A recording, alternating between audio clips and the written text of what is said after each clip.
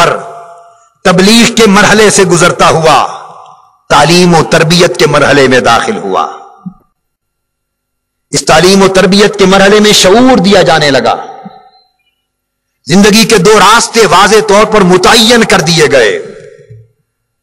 اچھائی اور برائی، نیکی اور بدی، حق اور باطل اور خیر اور شر میں دو ٹوک امتیاز کر دیا گیا، کچھ حدیں متعین کر دی گئیں، کچھ حدود و قیود کا تعین ہو گیا، اور زندگی کے واضح راستے حضور علیہ الصلوۃ والسلام نے معین اور مشخص فرما دیے۔ اب اس کے بعد تیسرا مرحلہ آیا۔ پہلے میں آپ دائی اور مبلغ ہوئے، بولیے دائی اور یعنی دعوت اور تبلیغ دی۔ دوسرے مرحلے میں آپ معلم اور مربی ہوئے، یعنی آپ نے تعلیم و تربیت فرمائی، بولیے کیا کیا؟ تعلیم و تربیت فرمائی۔ تیسرا مرحلہ آیا، ارشاد فرمایا وَيَدَعُ عَنْهُمْ إِسْرَهُمْ وَالْأَغْلَالَ الَّتِي كَانَتْ عَلَيْهِمْ، وہ بوجھ جو انسانیت پر ناروا بوجھ پڑے ہوئے تھے، آدمیت جن بوجھوں کے نیچے دبی ہوئی تھی، جن ناروا بوجھوں کے نیچے دب کر آدمیت اور انسانیت سسک سسک کر دم توڑ رہی تھی، وہ بوجھ جس میں آدمیت ذلت کی زندگی گزار رہی تھی، والاغلال التي كانت عليهم، اور وہ زنجیر جن زنجیروں میں انسانیت کو جکڑ دیا گیا تھا، غلط تصورات کی زنجیریں، غلط رسم و رواج کی زنجیریں، آمریت کی زنجیریں، استحصال کی زنجیریں، سامراجیت کی زنجیریں، استحصالی طاغوتی نظام کی زنجیریں، جاگیرداروں کے تسلط کی زنجیریں، اس دور کی سرمایہ داریت کی زنجیریں، اس دور کی وڈیرا شاہی کی زنجیریں، اس دور کی ظالم مستبد سرداریوں کی زنجیریں، اور شریعت کے خلاف ان کے اپنے ظالمانہ افعال کے رد عمل کے طور پر سخت احکام کی زنجیریں، الغرض مختلف بوجھ اور مختلف زنجیریں جن میں انسانیت جکڑ دی گئی تھی۔ جب سفر بعثت محمدی صلی اللہ علیہ وآلہ وسلم کا تیسرا دور آیا تو آقا دو جہاں نے آواز بلند کی کہ لوگوں، پہلے فقط میری آواز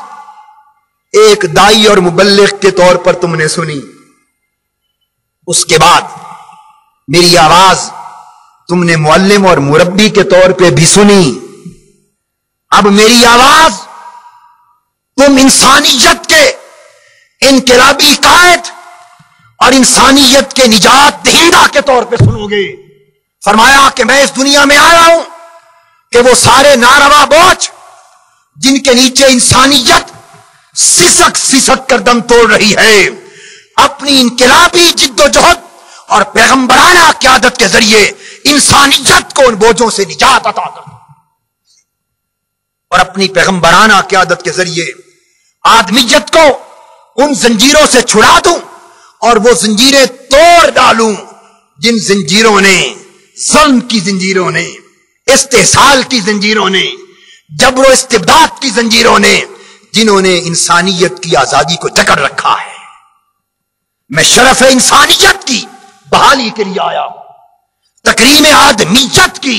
بحالی کے لیے آیا ہوں۔ انسان جو انسان ہو کر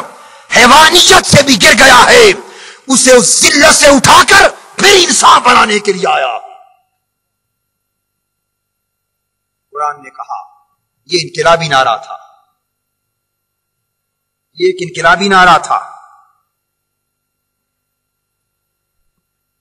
انسانیت کو آزادی دلانے آیا ہوں، زنجیروں سے آزاد کرنے، ناروا ظالمانہ بوجھوں سے چھٹکارا دلانے کے لیے آیا ہوں۔ یہ انقلاب کا پیغام تھا۔ اس مقام پر حضور علیہ الصلوۃ والسلام اس کائنات کے سب سے بڑے انقلابی رہنما کے روپ میں نظر آتے ہیں، سب سے عظیم انسانیت کے نجات دہندہ کے طور پہ نظر آتے ہیں۔ ہزارہ ڈویژن کے غیور شہریوں اور دین اسلام کے پرستاروں، یہ نکتہ آپ کے ذہن نشین کرانا ہے کہ اسلام فقط واز دعوت اور تبلیغ کا نام نہیں ہے. سن لو، شریعت فقط دعوت و تبلیغ پر شریعت کے مقاصد ختم نہیں ہو جاتے. اسلام کا سفر فقط دعوت و تبلیغ پر ختم نہیں ہو جاتا. اسلام کا سفر فقط تعلیم اور تربیت پہ ختم نہیں ہو جاتا، بلکہ دعوت و تبلیغ اسلام کا ایک فریضہ ہے، مگر اس سے آگے بھی کچھ ہے. پھر تعلیم و تربیت اسلام کا دوسرا فریضہ ہے، مگر اس سے آگے بھی کچھ ہے. اور تعلیم و تربیت کے بعد اصل منزل جہاں تک اسلام آپ کو پہنچانا چاہتا ہے، وہ منزل مراد جہاں سیرت مصطفی آپ کو لا کر کھڑا کرنا چاہتی ہے، وہ مقام جہاں اسوہ مصطفیٰ آپ کو پہنچانا چاہتا ہے، وہ فقط دعوت و تبلیغ کی منزل نہیں ہے. دعوت و تبلیغ راستے کا ایک مرحلہ ہے، یہ راستے کا ایک مرحلہ ہے مگر آخری منزل نہیں. تعلیم و تربیت اسلام کے راستے کا دوسرا مرحلہ ہے، ایک اہم فریضہ ہے، مگر سفر اسلام کی اور سفر سیرت مصطفی کی آخری منزل نہیں ہے. آخری منزل کیا ہے؟ کہ دعوت و تبلیغ کے ساتھ اسلامی تعلیمات کو عام کرنے کے ساتھ ساتھ تربیت، تہذیب اخلاق اور فروغ روحانیت کے ساتھ ساتھ آخری منزل اسلام کے سفر کی یہ ہے کہ سرزمین پر وہ انقلاب برپا کیا جائے جس انقلاب کے نتیجے میں گرا ہوا انسان پھر سے سنبھل جائے اور اللہ کے دین کے خلاف بغاوت کرنے والی قوتیں کچل کے رکھ دی جائیں، اخلاق اسلامی کو پامال کرنے والی طاغوتی طاقتیں نیست و نابود سے مٹا کے رکھ دی جائیں. آخری منزل اسلام کے سفر کی وہ منزل مقصود ہے، وہ منزل مراد ہے جس مقام پر پہنچ کر معاشرے میں مصطفی انقلاب برپا کیا جاتا ہے. اگر تبلیغ بھی ہوتی رہے، مسجدوں میں تبلیغ بھی ہوتی رہے، اگر اسلام فقط واعظ، تعلیم و تربیت ہی کا نام ہوتا تو یہ کام آقا دو جہاں فقط حرم کعبہ میں بیٹھ کر کرتے رہتے. احد کے میدان میں میرے آقا کے رخسار مبارک پتھروں سے کبھی لہو لہان نہ ہوتے. اگر اسلام کا فریضہ صرف مسند پر بیٹھ کر تعلیم و تربیت سے مکمل ہو جاتا تو میرے آقا اپنے پیٹ مبارک پر خود پتھر باندھ کر کبھی خندق کھودتے ہوئے دکھائی نہ دیتے. میرے آقا کبھی حنین اور طائف میں سر بکف اور تلوار کندھوں پہ لٹکا کر صبح و شام ایک مجاہدانہ شان کے ساتھ دکھائی نہ دیتے. اگر فقط واعظ اور تبلیغ ہی سے اسلام کی ذمہ داری مکمل ہو جاتی تو سیدنا صدیق اکبر رضی اللہ تعالی عنہ کبھی خلیفہ نہ بنتے، سیدنا فاروق اعظم رضی اللہ تعالیٰ عنہ کبھی اسلامی سلطنت کی ذمہ داری نہ اٹھاتے، سیدنا عثمان غنی رضی اللہ تعالیٰ عنہ کبھی حکومت اسلامی کا سیاسی بوجھ اپنے کندھوں پر نہ لیتے، اور حضرت مولا علی شیر خدا رضی اللہ تعالیٰ عنہ کبھی مدینہ چھوڑ کر کوفہ جا کر مرکز اسلامی سلطنت کا بنا کر جام شہادت نوش نہ فرماتے. بولیے یہ کیا شے ہے؟ کیا یہ وہی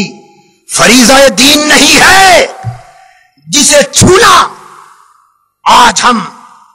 یہ سمجھ کر ناجائز سمجھتے ہیں کہ نہیں یہ تو سیاسی لوگوں کا کام ہے؟ جب سے اہل حق نے انقلاب کا کام چھوڑ دیا اور فقط واعظ، تبلیغ اور تعلیم کے کام کو رکھ لیا تو نتیجہ یہ ہوا کہ مسجدیں نمازیوں کے ہاتھ آ گئیں، اسمبلیاں بے ایمان بدیانت لٹیروں کے ہاتھ میں آ گئے، مدرسے کے دین کا نام لینے والوں کے پاس چلے گئے اور حکومت و سلطنت کا عنان اور لگامیں